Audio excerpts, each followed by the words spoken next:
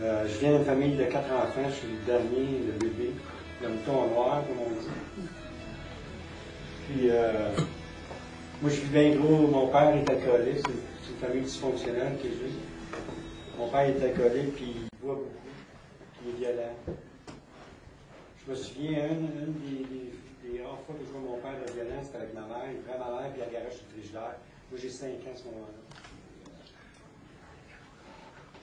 Fait qu'on descend dans la rue, puis on marche dans la rue, puis là, la police, elle nous arrête. Elle nous demande ce qui se passe, tout ça. Fait que ma mère, elle explique aux policiers, elle nous amène au poste de police. Là, après ça, je ne sais pas si ma mère a porté plainte ou quoi, mais fait que ça continue de même tout le temps, toute ma jeunesse.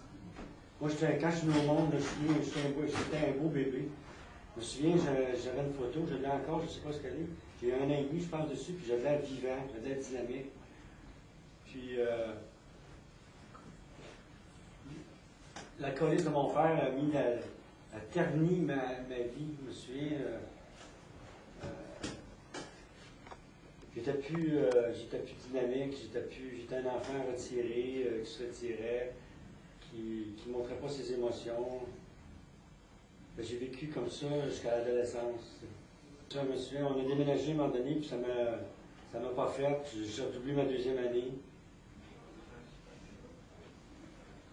À l'école, ça allait mal, ça allait pas bien à l'école. Ça reflétait vraiment le climat familial chez nous. Chez nous, c'était l'alcoolisme, c'était la violence, c'était... Mon père me frappait souvent, il me mettait souvent ma genou dans le passage, une plaque en arrière de la tête, puis c'était mon petit Christ, il m'appelait son petit Christ. Il ne m'aimait pas, je sais, il ne m'aimait pas. Moi, Dieu, j'ai toujours cru en Dieu. Aussi jeune que je puisse paraître, là, que je puisse remonter en arrière, j'ai 6-7 ans, puis j'étais en cours d'école, puis je marche de long en large, puis je regarde le ciel, puis on a dit, Seigneur, délivre-moi des angoisses que je vis à la maison, tu sais, je suis jeune, puis j'ai une relation avec Dieu, à ma façon à moi, là. Puis je me souviens, en 2e année, j'allais à la messe à tous les matins. Pendant 1 an de temps, j'ai fait ça, je me souviens. De 7h à 8h du matin, j'allais à la messe. Puis j'allais là pour prier, puis méditer, puis regarder la croix. J'en regardais la croix, puis je me demandais qu'est-ce qu'il faisait là, Seigneur. C'était la croix, je ne comprenais rien.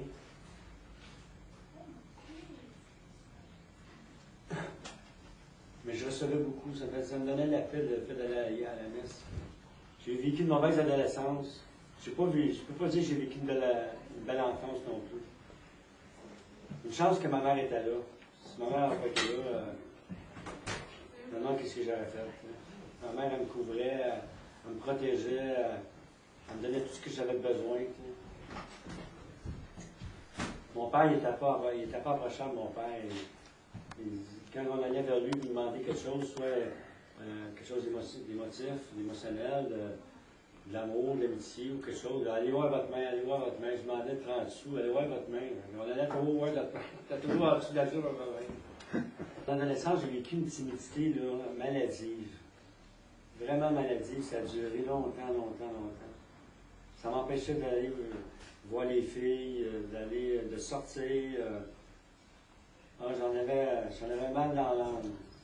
Je me demandais d'où ça venait. J'ai suivi des cours de personnalité, j'ai vu des thérapeutes, j'ai vu des psychologues, j'ai suivi une psychanalyse. J'ai fait bien des thérapies dans ma vie, bien gros. J'essaie de comprendre qu'est-ce qu'elle n'a pas avec moi. Au mariage, mon père a fait un party chez nous, la maison familiale. Puis il dit, Charles, il dit, tu vas t'occuper de la bière. Il dit, ah oui. Il avait vu ça dans une grosse glacière, il avait mis de la bière là-dedans, puis il dit, c'est toi qui s'occupe de ça. Je pas j'avais 15 ans, puis ça faisait mon affaire que je prenne de la bière. Je me souviens, je me suis saoulé. J'ai pris 8 de la bière, je sais pas. Ça a fait mon affaire. T'as pris la glacière complète. Mais quand je buvais,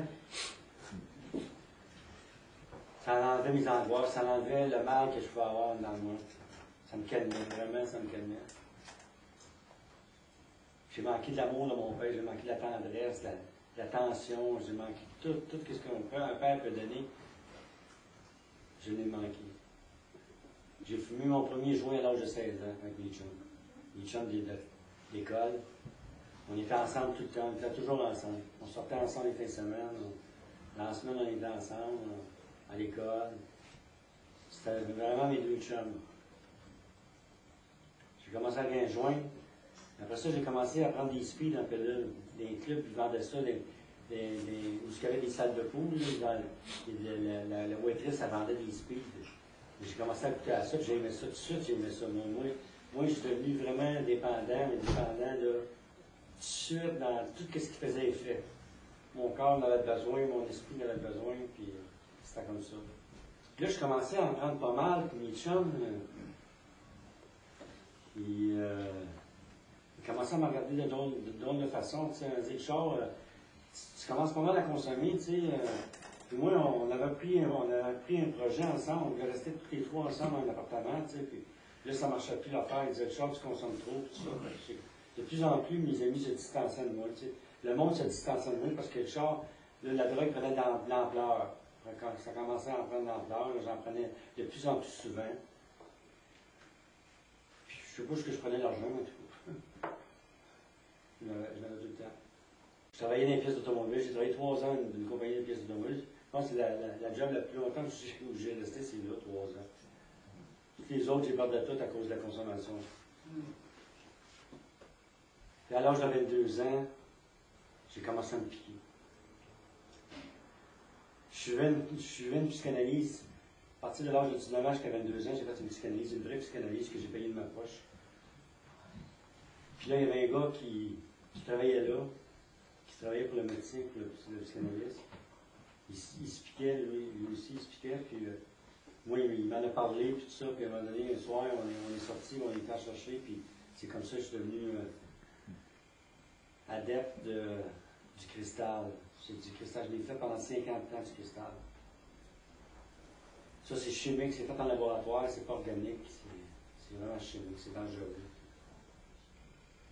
Puis tellement, à un moment donné, je ne savais plus comment arrêter ça, le cristal, puis la drogue, comment faire pour arrêter ça. À un moment donné, j'ai fait une tentative de suicide, je me suis tiré une balle à côté du cœur, avec une 22.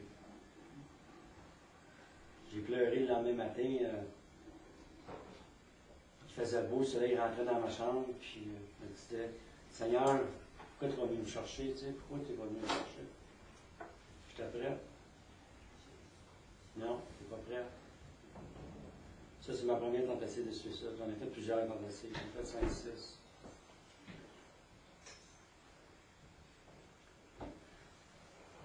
À 29 ans, j'ai accepté le Seigneur. Moi, il y a un de mes amis, de mes amis d'enfance, d'école, il y en a un là-dedans, que son frère s'est converti. Puis moi, j'allais chez mon ami. Puis là, je voyais son frère. Son frère me parlait de la Bible, il parlait de Jésus. Mais pas de façon à le dénigrer. Tu sais.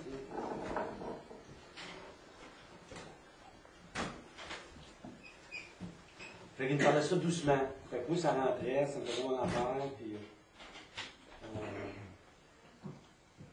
fait que je retournais voir mon ami, là, je voyais son frère, puis il me parlait du Seigneur, puis... à un moment donné, tu viendras à l'église le mercredi soir, tu vas voir, tu vas voir que ça a l'air, tout ça. Fait qu'à un moment donné, j'ai mûri mon histoire. C'est que moi, lui, je le voyais tellement transformé, que je me disais, c'est pas autre que Jésus qui a fait cette transformation-là. Fait qu'à un moment donné, un mercredi soir, j'ai été à l'église, puis il m'a fait un appel en avant, puis j'y été, puis j'ai accepté le Seigneur le 25 avril 81. Ça a duré 2-3 mois. J'ai comme suivi le Seigneur 2-3 mois de temps, puis après ça, je suis retombé dans le monde. Je suis retombé dans la drogue, je suis retombé dans la sexualité. Je vous dis, j'ai vécu beaucoup d'homosexualité avec la drogue que je faisais. On me donnait beaucoup de libido, puis là, je faisais de l'homosexualité. Je cherchais des femmes, quand je n'avais pas, je prenais des hommes. Je faisais du pouce, puis je prenais un homme, puis ça faisait ce que ça faisait. Mais le lendemain matin, je me regardais dans le miroir, puis j'avais de la misère à me regarder. Je me suis dit, qu'est-ce que tu as fait là, Richard? C'est pas tes valeurs à toi, c'est pas toi. Puis un jour, ça va arrêter. Fait que ça a fait boule de neige, la drogue, puis ça l'a empiré. Puis ça m'a amené à faire des vols qualifiés. Là, j'ai commencé à faire de la prison à l'âge de 30 ans. Au fédéral, pas provincial, fédéral. Toutes les sentences. J'ai eu 6 sentences fédérales au fédéral. 6 sentences au fédéral. C'est-à-dire 2 ans et plus. Je viens de sortir en 87. Ça fait pas longtemps. En 87, je suis sorti. En mars 87. Fait comme on sait, quand on se pique, il y a du danger. Il y a du danger. Il y a le danger d'attraper des maladies. Puis moi, j'en ai attrapé 2. J'ai attrapé le VIH puis l'hépatite C. Ça fait 15 ans de ça. J'ai eu des hauts et des bas.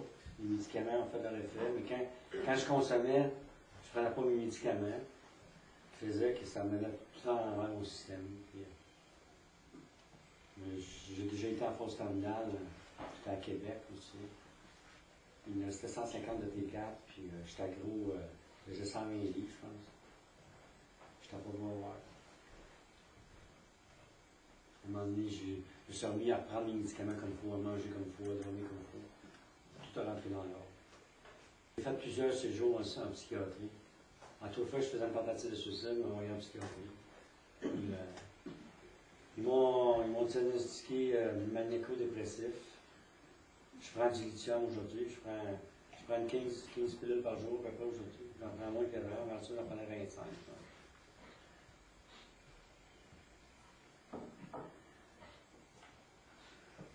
Bon, on va dire que je me suis magané un peu. Je me suis fait mal beaucoup. Et là, le Seigneur est bon, il me restaure dans la maison de thérapie. Je viens de finir ma thérapie, là, en mission bon accueil. Je travaille là aussi. Le Seigneur est bon. Il y a un plan pour moi, le Seigneur. Le verset qui m'a toujours suivi, c'est « Fais de l'Éternel ta délice et te donnera ce que ton cœur désire. » Ça, c'est le verset qui m'a soutenu tout le temps. Qui m'a mis tout le temps.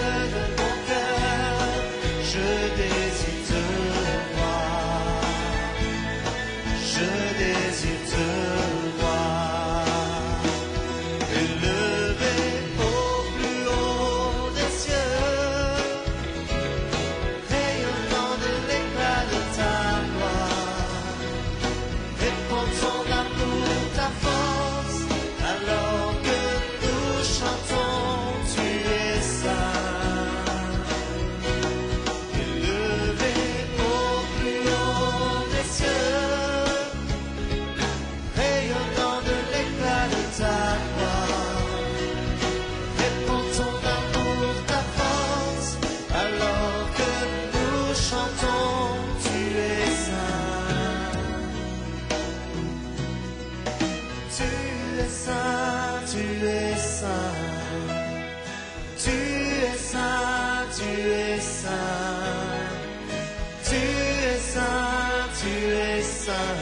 je désire te voir. Tu es saint, tu es saint, tu es saint, tu es saint, tu es saint, tu es saint, je désire te voir. Sing it in English, all of you know it.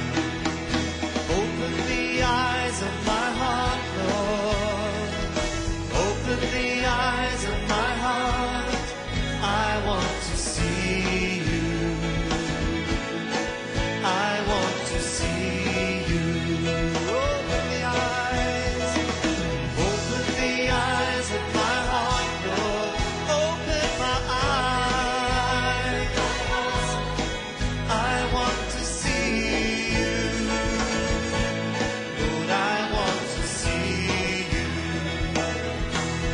Élevé au plus haut des cieux,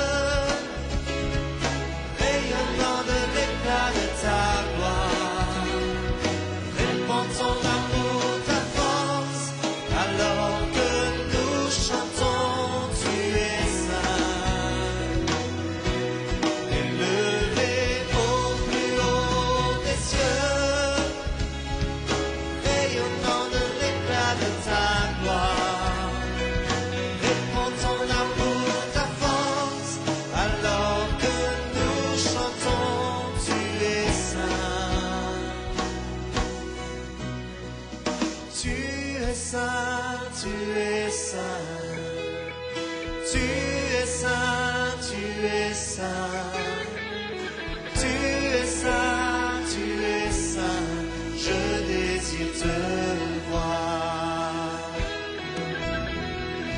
Tu es saint, tu es saint, tu es saint, tu es saint, tu es saint, tu es saint, je désire te voir. Tu es saint, tu es saint, tu es saint, tu es saint, tu es saint, tu es saint, je désire te voir. Tu es saint, tu es saint, tu es saint, tu es saint, tu es saint, tu es saint, je désire te voir.